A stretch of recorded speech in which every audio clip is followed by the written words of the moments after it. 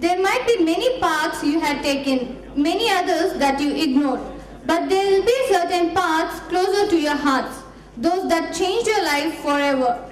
Here we have with us now Mrs. Kavya Arun, who will share with us about what changed her life towards business. Mrs. Kavya Arun is the director of Forward Manufacturer Company, which is into precision component machining for the defense sector. She has done her BE Electronic and Instrumentation Engineering from BITS Pilani and MS in Production Engineering from Technical University Berlin, Germany. It is an honor to invite you, ma'am.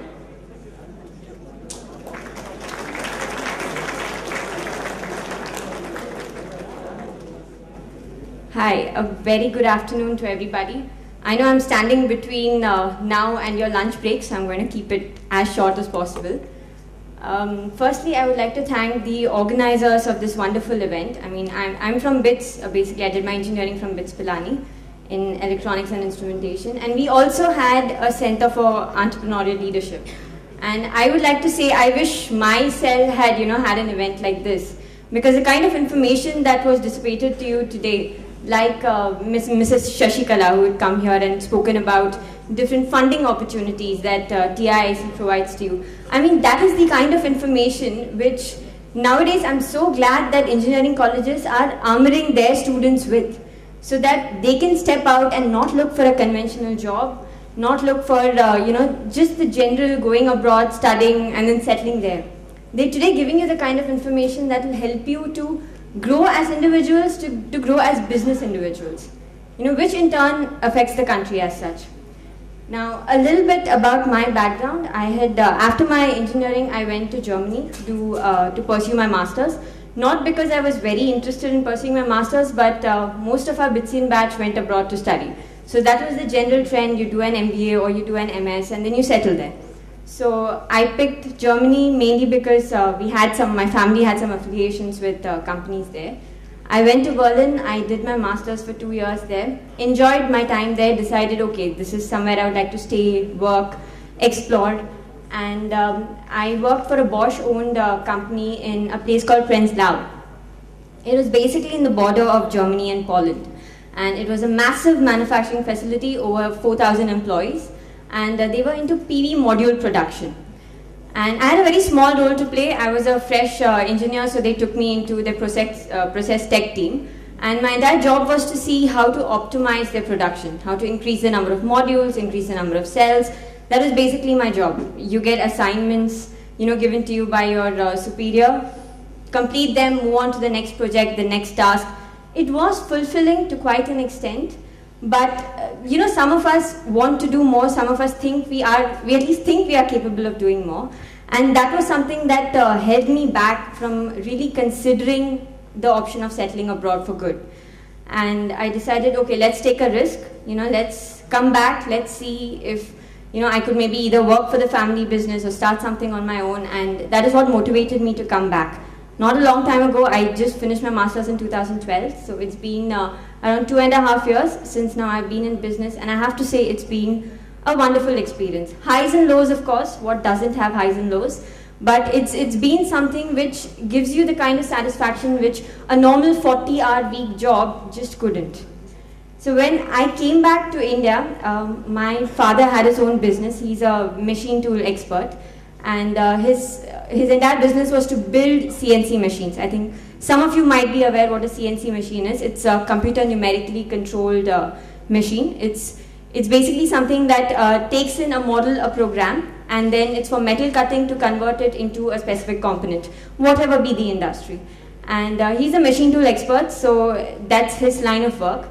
When I came back, we had a very small job working unit in Bombay, which catered to the gear industry. So my clients used to be Bharat Gears, Eicher. We used to basically supply components to the automotive sector. And the time I came down, there was a bit of a fluctuation in the market, as automobile sector usually has.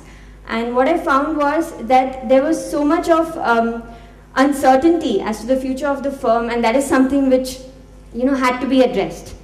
And there was a lot of turmoil, there was a lot of management changes that happened at that time. So we took a call as a team to switch from automotive to the defense sector, to the aerospace and defense sector. And that is what today my company is full-fledged into. It's forward manufacturing. It was started in sometime in early 2000, but then it was towards 2012 that we really took up defense component machining. So we have several CNC machines, and we have, of course, a team of very experienced engineers and staff. And ISO certified, we are also now applying for AS9100C, which is a very specific aerospace grade certification.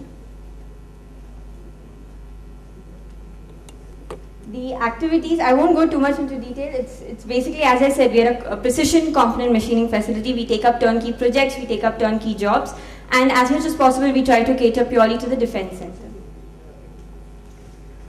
The kind of materials that we usually machine now, generally for automotive, you stick to steel, you stick to MS, and you stick to aluminum.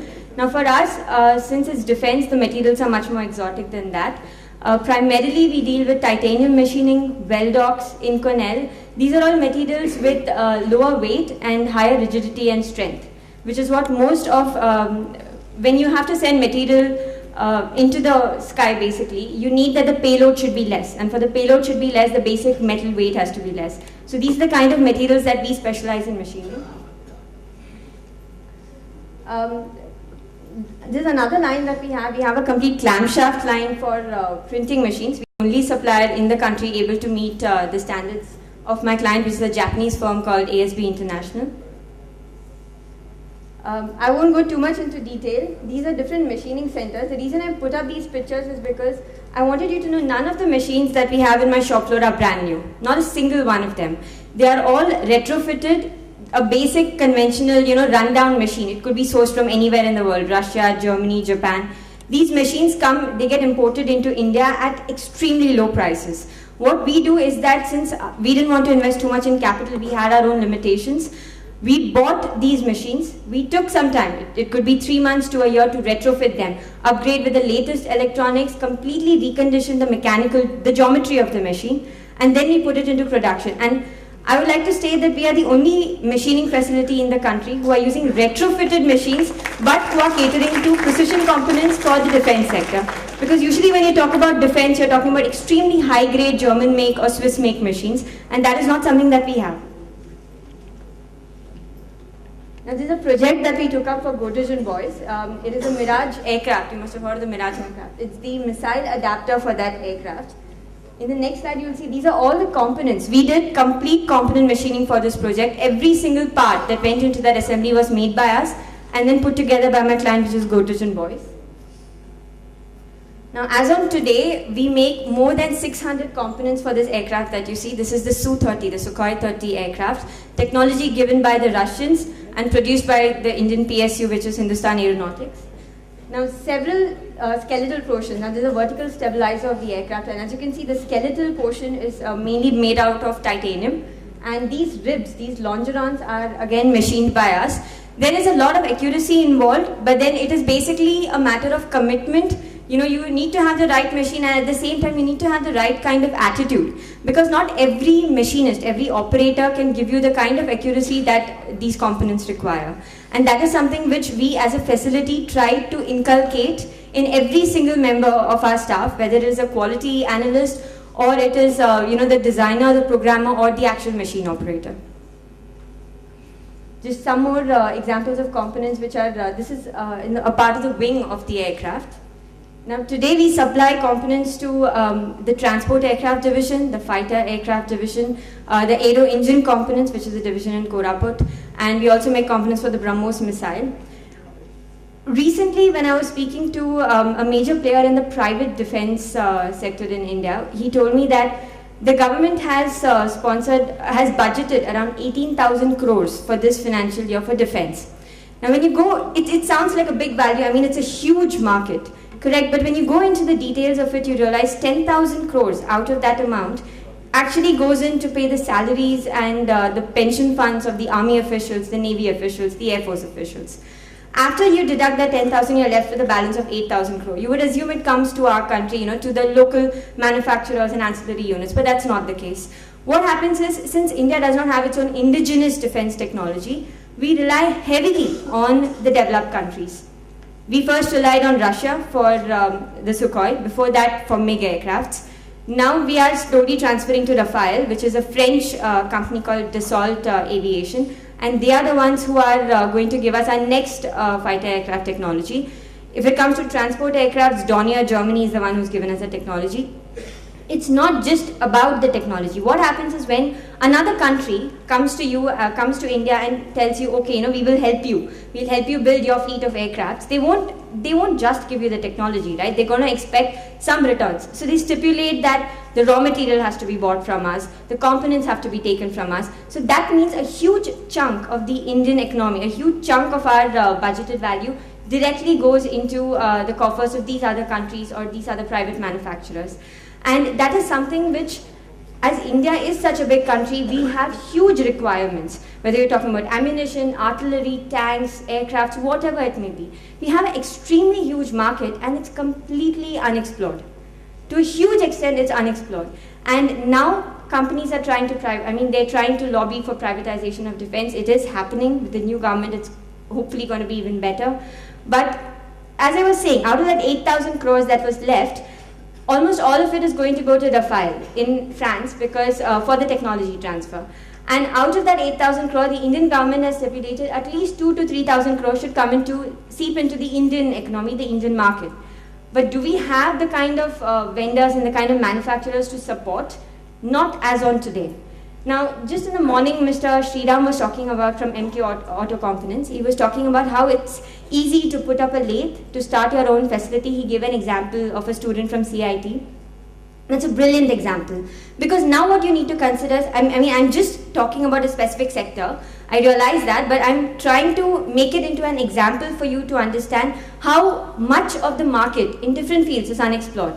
Now, the student that he mentioned put up a facility to support him in automobile component manufacturing. The same thing is applicable for defense also. Not just defense, it is applicable to a lot of other sectors in turn. Because machining, manufacturing, these are prime requirements of engineering industry as such.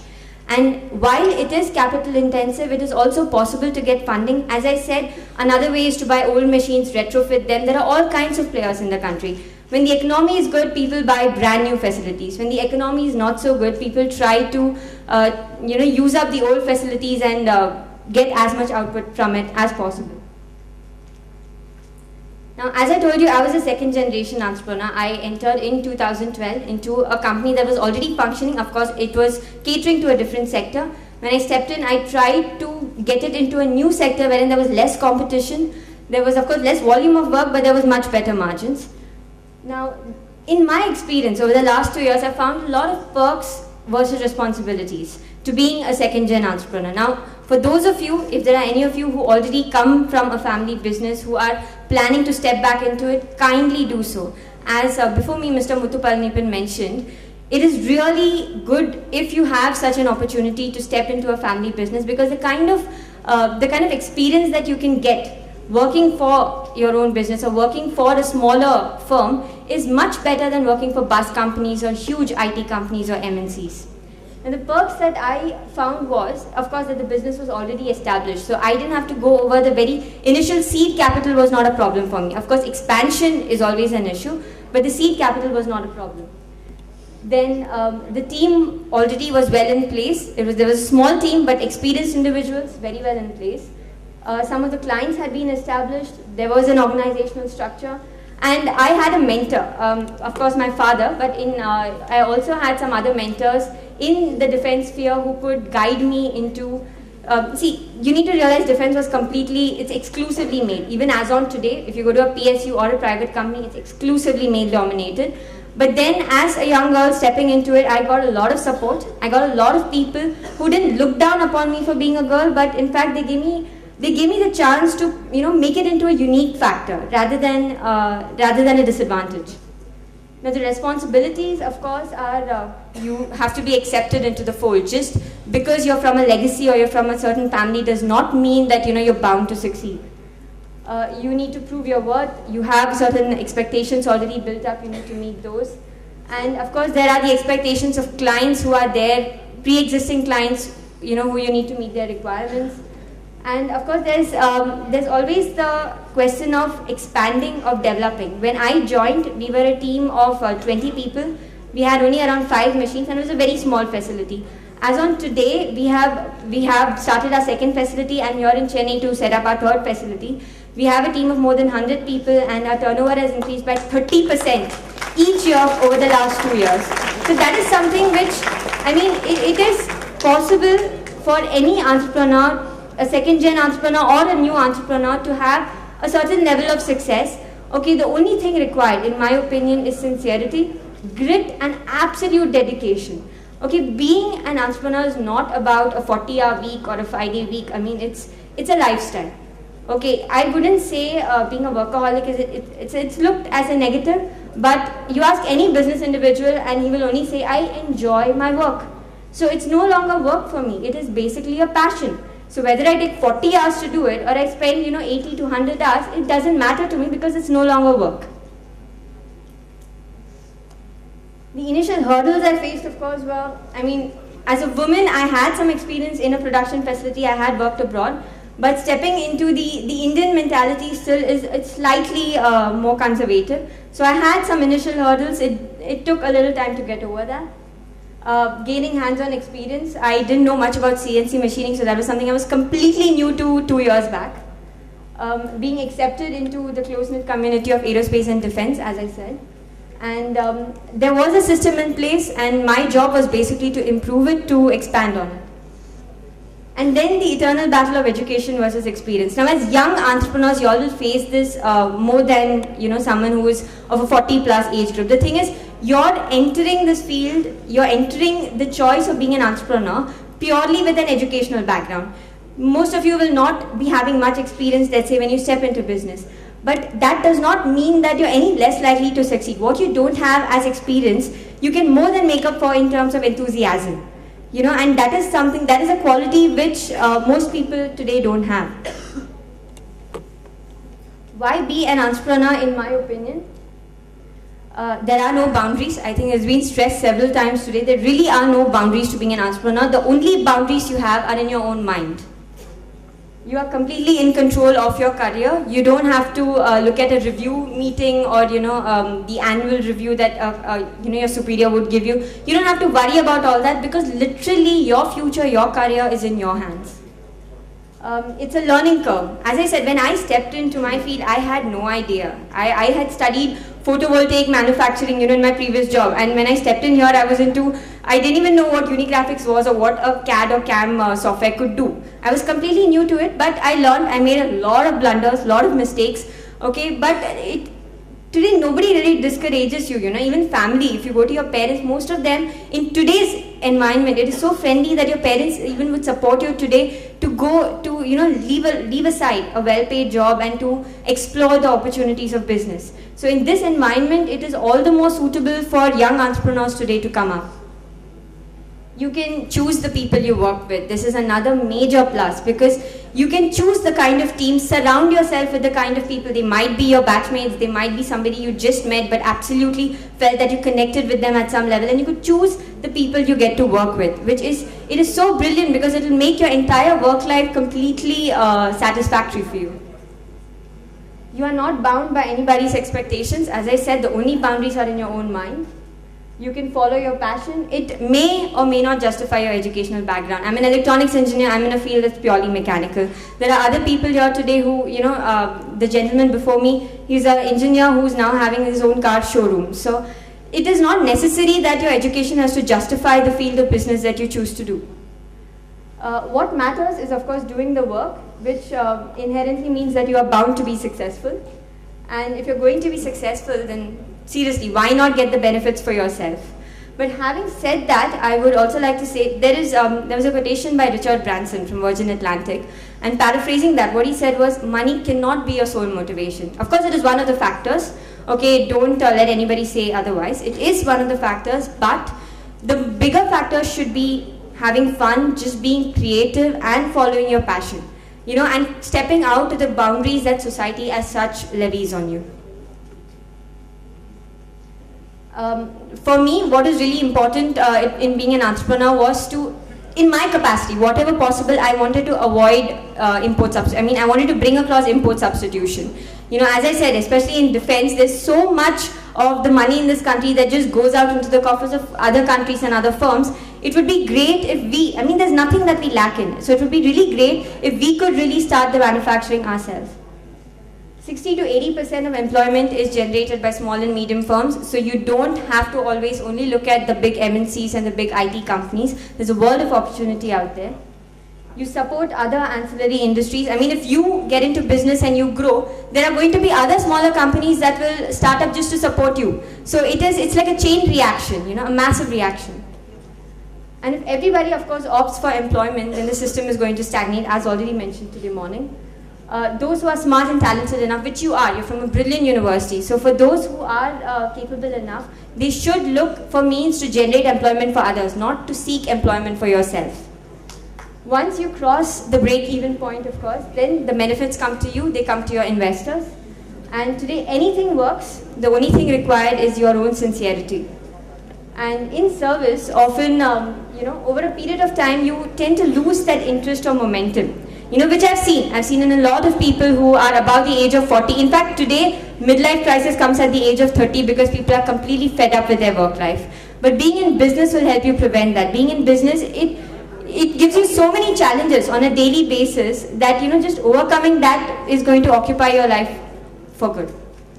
So that was just a short summary of what I wanted to convey. Of course, my experience was limited, I mean, compared to the people who are here today, but I felt that since I was of a younger age group, I had the same mind frame as you, I had the same issues that, you know, you will be facing now as coming in. Okay, and I think that you have to take that chance, be brave enough, okay, don't worry about the risk and really just try. Thank you.